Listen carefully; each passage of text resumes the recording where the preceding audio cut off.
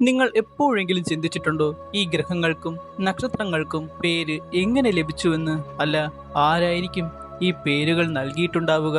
കേൾക്കുമ്പോൾ ഇതൊരു ചെറിയ ചോദ്യമായി തോന്നാം, പക്ഷേ ഇതിന്റെ പിന്നിൽ മനുഷ്യരുടെ ആയിരക്കണക്കിന് വർഷങ്ങളുടെ ചരിത്രവും വിശ്വാസങ്ങളും അന്വേഷണങ്ങളും ഒളിഞ്ഞിരിക്കുന്നു. അപ്പോൾ നമുക്കൊന്ന് പോയാലോ ആ ചരിത്രത്തിലോട്ട്?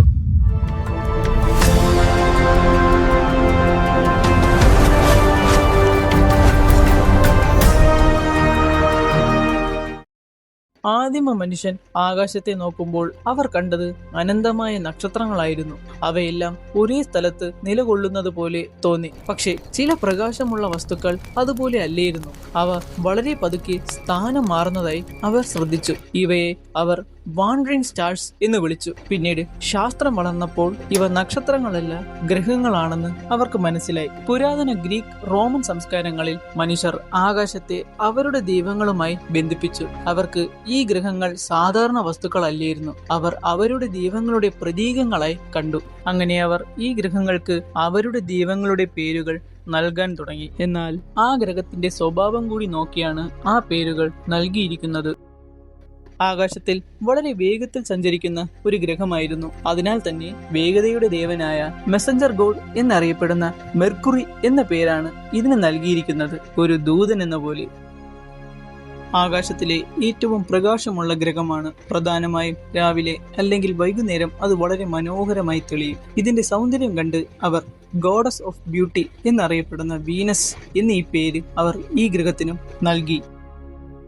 ചുവന്ന നിറത്തിൽ കാണപ്പെടുന്ന ഒരു ഗ്രഹം. ആ ഗ്രഹത്തിന്റെ നിറം രക്തത്തെയും യുദ്ധത്തെയും അവരെ ഓർമ്മിപ്പിച്ചു. അതുകൊണ്ട് അവർ അതിനെ ദ ഗോഡ് ഓഫ് വാർ എന്നറിയപ്പെടുന്ന മാഴ്സ് എന്ന പേര് ആ ഗ്രഹത്തിന് നൽകി. കൂട്ടത്തിൽ ഏറ്റവും വലിയ ഗ്രഹം, അതിന്റെ വലിപ്പവും ശക്തിയും അതിനെ രാജാവിനെ പോലെ തോന്നിച്ചു. അതുകൊണ്ട് അവർ അതിനെ ദേവന്മാരുടെ രാജാവ് എന്നറിയപ്പെടുന്ന ജുപ്പിറ്റർ എന്ന പേര് ആ ഗ്രഹത്തിന് നൽകി. വളരെ മന്ദഗതിയിൽ സഞ്ചരിക്കുന്ന ഒരു ഗ്രഹം. അതിന്റെ നീണ്ട സഞ്ചാരകാലം സമയം എന്ന ആശ്രയവുമായി ബന്ധപ്പെട്ടു. അവർ അതിനെ the God of agriculture, wealth and time എന്നറിയപ്പെടുന്ന സാറ്റൺ എന്ന പേര് ഈ ഗ്രഹത്തിന് നൽകി. നീല നിറത്തിൽ കാണപ്പെടുന്ന ഒരു ഗ്രഹം, അത് കടലിനെ ഓർമ്മിപ്പിക്കുന്നു. അതിനാൽ അവർ കടൽ ദേവൻ എന്നറിയപ്പെടുന്ന നെപ്റ്റ്യൂൺ എന്ന പേര് ഈ ഗ്രഹത്തിന് നൽകി. 1781 ശാസ്ത്രജ്ഞനായ വില്യം എർഷൽ ഒരു പുതിയ ഗ്രഹം കണ്ടെത്തി.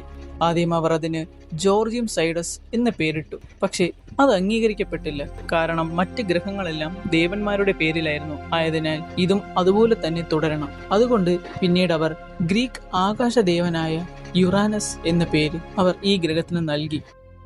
നമ്മുടെ ഏറ്റവും അടുത്ത് സ്ഥിതി ചെയ്യുന്ന നക്ഷത്രമാണ് സൺ, അല്ലെ സൂര്യൻ. സൺ എന്ന പേര് പഴയ ഇംഗ്ലീഷ് വാക്കായ സൺ എന്നതിൽ നിന്നാണ് വന്നത്.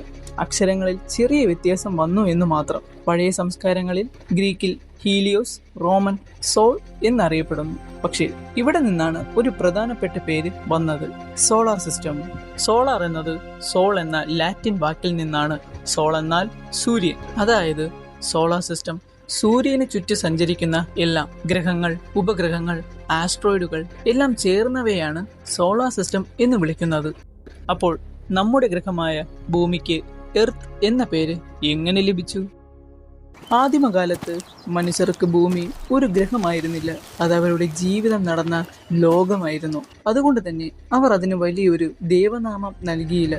പകരം പഴയ ഇംഗ്ലീഷ് വാക്കായ ഇയോർത്തെ, ഇർഡെ എന്നീ വാക്കുകൾ അവർ ഉപയോഗിച്ചു. ഇതിനൊക്കെ അർത്ഥം മണ്ണ്, ഭൂമി എന്നതാണ്. കാലക്രമേണ ഈ വാക്കുകൾക്കും പരിണാമം സംഭവിച്ചു. അങ്ങനെ നമ്മൾ ഇന്ന് കേൾക്കുന്ന എർത്ത് ആയി മാറി. മറ്റു ഗ്രഹങ്ങൾ പോലെ മാഴ്സ്, ജുപ്പിറ്റർ എന്നിവ ദേവന്മാരുടെ പേരുകൾ ലഭിച്ചപ്പോൾ നമ്മുടെ ഭൂമി മാത്രം ഒരു സാധാരണ വാക്കിൽ നിന്നാണ് പേര് നേടിയിരിക്കുന്നത്. കാരണം മനുഷ്യർക്ക് ഇത് വെറും ഒരു ഗ്രഹമല്ല, അവരുടെ സ്വന്തം ലോകമാണ്.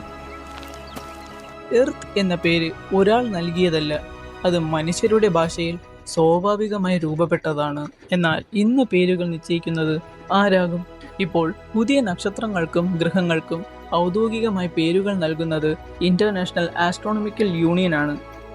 അന്നും മനുഷ്യർ ആകാശത്തെ നോക്കി മനസ്സിലാക്കാനും പഠിക്കാനും ശ്രമിച്ചു.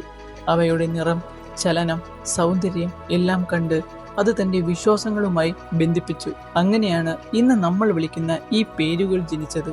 അതുപോലെ സൂര്യനെ ചുറ്റി സഞ്ചരിക്കുന്ന ഈ ലോകത്തെ സോളാർ സിസ്റ്റം എന്ന് നാം വിളിക്കാൻ തുടങ്ങി. പക്ഷേ പേരുകൾ നമുക്കറിയാം, എന്നാൽ ഇന്നും ആ ആകാശത്തിൻ്റെ രഹസ്യങ്ങൾ നമ്മൾ അന്വേഷിച്ചു കൊണ്ടിരിക്കുന്നു.